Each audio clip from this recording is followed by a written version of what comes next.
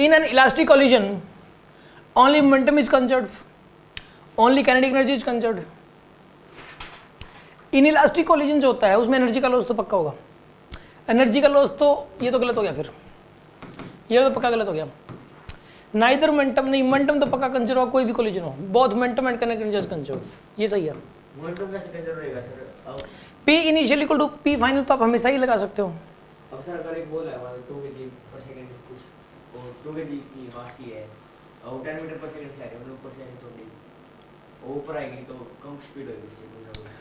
देखो पहली बात तो यहाँ कोलिजन 2 बॉल्स का हो रहा है, 2 बॉडीज का हो रहा है, अर्थ मत लो क्योंकि आप उसको फील नहीं कर पाओगे सही से। कैरम बोर्ड ले लो, कैरम बोर्ड पे 2 स्ट्राइकर्स ले लो, फिर करो डिस्कशन, क्योंकि वो एक बहुत ही स्मॉल मास हो गया, वो वेरी लार्ज मास हो गया, कंपैरिजन करना और सब मुश्किल हो जाएगा। कोलिजन का मतलब है तो 2 कंपेरेबल मास की हो, एक 1 किलो की, एक 2 किलो की, एक 2 किलो की, एक 4 किलो की, इस तरीके से कैरम बोर्ड पे स्ट्राइक कर लो आप। कैरम बोर्ड पे स्ट्राइक कर लोगे तो आपको समझ में आ जाए कोई एक्सटर्नल फोर्स तो नहीं लग रहा ना।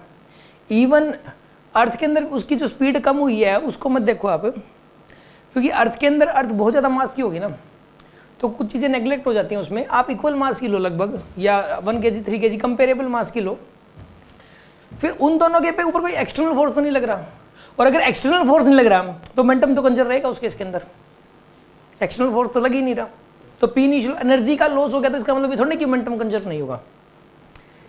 मोमेंटम कंजर्व तब नहीं होता जब कोई एक्सटर्नल फोर्स लग जाता है। यहाँ पर जब 2 बॉडीज आपस में टकरा रही हैं, कैरम बोर्ड पे जब 2 स्ट्राइकर्स टकरा रहे हैं तो कोई एक्सटर्नल फोर्स तो लग ही नहीं रहा वहाँ पे। एक्सटर्नल फोर्स कैसे पता चलता है? क्वेश्चन ये कि एक्सटर्नल फोर्स कैसे पता लगता है कि है या नहीं है। जब साफ साफ पता लग जाएगा जब कोई एजेंट का फोर्स हो, जब कोई एक बंदा और फोर्स लगा रहा हो। अब जैसे कि यहाँ पे हम जब 2 बॉडीज हैं, ठीक है ना, जब ये दोनों टकराएंगी तो आपने साथ साथ एक फोर्स और लगा दिया, स्ट्राइकर्स पे तो फोर्स लगाते हैं, वो हटाने के बाद जब आपने फोर्स अपना हटा लिया उसके बाद का डिस्कशन कर रहे हैं हम लोग।